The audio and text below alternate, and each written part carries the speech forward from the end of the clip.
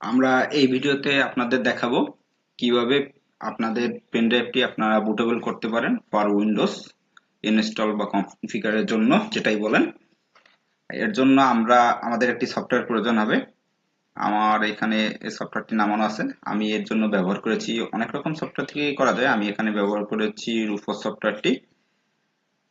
রুফোস সফটওয়্যারটি আমি ওপেন করছি। সফটওয়্যারটি ওপেন করার পর আপনারা এখানে উপর থেকে দেখতে পাবেন আপনাদের পেন ড্রাইভটি দেখাবে। এর আগে একটা সাজেশন দিয়ে নিচ্ছি, আপনাদের পেন ড্রাইভটি যখনই বুটেবল করবেন আপনাদের পেন ড্রাইভটি পুরোপুরি আপনাদের ডাটাগুলোকে ইরেজ করে দেবে। এই কারণে আপনাদের পেন ড্রাইভে যদি কোনো রকম কোনো ইম্পর্টেন্ট ডাটা থাকে সেগুলো আপনারা আগে থেকেই আপনাদের অন্য কোনো ডিস্কে বা ড্রাইভে হস্তান্তর করে রাখবেন। যা হোক, ঠিক আছে, আমি এখান থেকে আপনারা দেখতে পাচ্ছেন আমার পেন ড্রাইভটি দেখা যাচ্ছে। আমি পেন ড্রাইভটি সিলেক্ট করে দিচ্ছি। এরপরে এখানে আমরা চলে যাব সিলেক্ট অপশনে। সিলেক্ট অপশন থেকে আপনাদের যেখানে ডাউনলোড করা আইএসও ফাইলটি আছে, আমি গত পর্বেই দেখিয়েছিলাম কিভাবে আইএসও ফাইলটি ডাউনলোড করতে হয়। যদি কেউ আইএসও ফাইলটি ডাউনলোড করা কিভাবে করবেন না জানেন বা জেনে না থাকেন, আমার গত ভিডিওটি দেখে নেবেন, আমি লিঙ্কটি ডিসক্রিপশনে দিয়ে দেবো। আচ্ছা, যা হোক, আমি এখান থেকে আমি সিলেক্ট করছি। আপনাদের যে আইএসও ফাইলটি থাকবে আপনারা ওটা সিলেক্ট করে দেবেন। আমি গত পর্বে যেহেতু উইন্ডোজ 10 নিউ নামে আইএসও ফাইলটি নামিয়েছিলাম, এটা সিলেক্ট করে ওপেন করছি।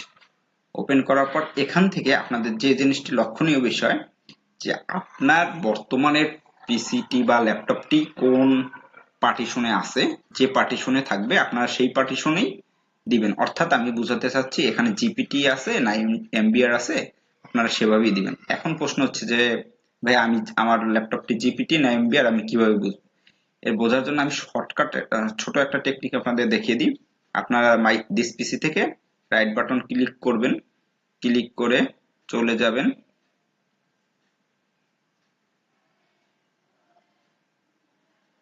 ম্যানেজে। ম্যানেজ থেকে ম্যানেজারে চলে যাবেন, এখান থেকে চলে আসবেন ডিস্ক ম্যানেজমেন্টে। ডিস্ক ম্যানেজমেন্ট থেকে আপনারা দেখতে পারবেন আপনাদের এখানে যে কটা ড্রাইভ আপনাদের পিসিতে শো করছে, ড্রাইভগুলো শো করছে। আপনার প্রপার্টিসে চলে যাবেন, ড্রাইভ থেকে প্রপার্টিসে যাওয়ার পর যাবেন ভলিউমে।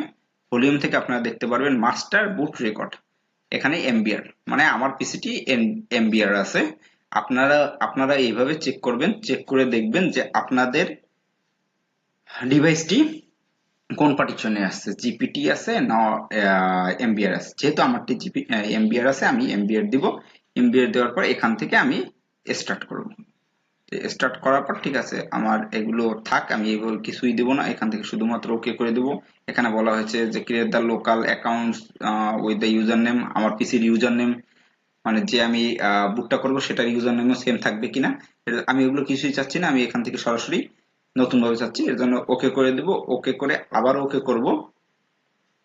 ওকে করার সাথে সাথে আপনারা দেখতে পাচ্ছেন ঠিক আছে আমাদের প্রসেসিংটি শুরু হয়ে গেছে। অল্প কিছুক্ষণের ভিতরেই প্রসেসটা হয়ে যাবে, অল্প কিছুক্ষণ সময় লাগবে। এর ভিতরে প্রসেসটা কমপ্লিট হয়ে যাবে।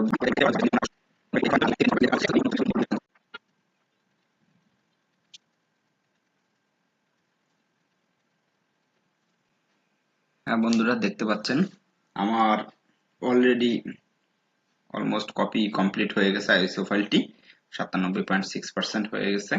অল্প কিছুক্ষণের ভিতরে 100% হয়ে যাবে।